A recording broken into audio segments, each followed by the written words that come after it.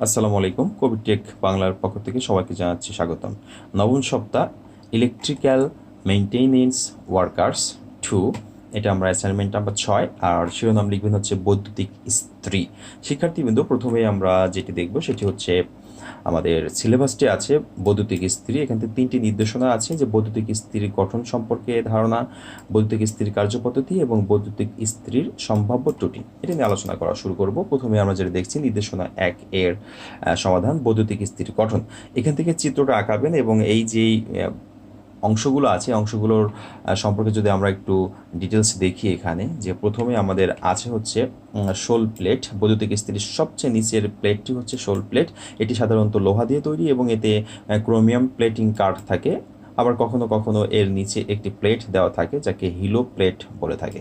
এরপর হচ্ছে heating element, তারপর হচ্ছে প্রেশার প্লেট, আয়রন কেজ বা উপরের ঢাকনা, হাতল, টার্মিনাল হাউজিং, এরপর হচ্ছে থার্মোস্ট্যাট, তারপর হচ্ছে পাইলট স্ট্যাম্প।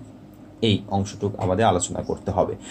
দ্বিতীয় নির্দেশনা যেটি আছে সেটা হচ্ছে বৈদ্যুতিক ইস্ত্রির কার্যপদ্ধতি। তো আমরা কার্যপদ্ধতিটা একটু দেখে আসি, যে বৈদ্যুতিক ইস্ত্রির কার্যপদ্ধতি ইলেকট্রিক আয়রনের হিটিং এলিমেন্ট মাইকা ইনসুলেশন জাতীয় পদার্থের উপর পেঁচানো থাকে। হিটিং এলিমেন্ট সাধারণত নাইক্রোম তারের তৈরি।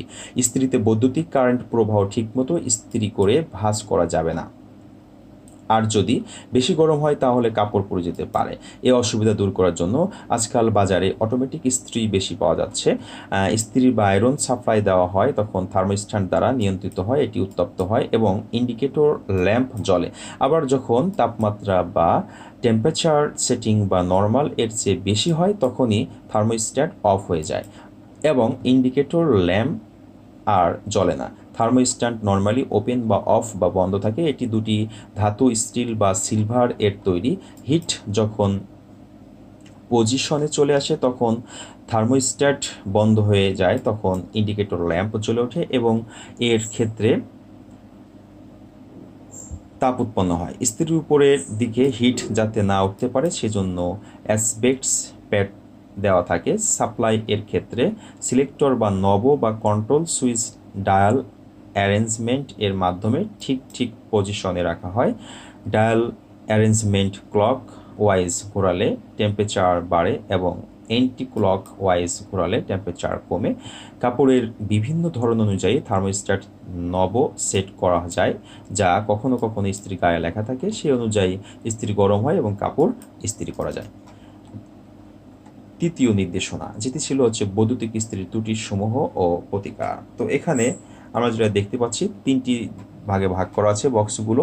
সেটি হচ্ছে সম্ভাব্য ত্রুটি, মানে বৈদ্যুতিক ইস্ত্রির ত্রুটি এখানে 1 নম্বর, তার কারণ কি হতে পারে এবং প্রতিকার কি হতে পারে, এগুলো আপনাদের লিখতে হবে। এরপর এখানে 2 নম্বর আছে। 1 নম্বর যেই ত্রুটি সেটা সুইচ অন করে বৈদ্যুতিক ইস্ত্রির হিটিং এলিমেন্ট গরম হয় না।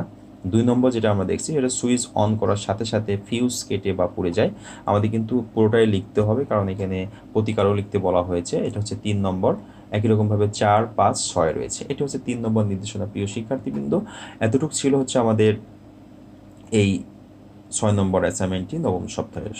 ধন্যবাদ সবাইকে। পরবর্তী অ্যাসাইনমেন্টের জন্য স্বাগতম জানিয়ে সবাই আসসালামু আলাইকুম।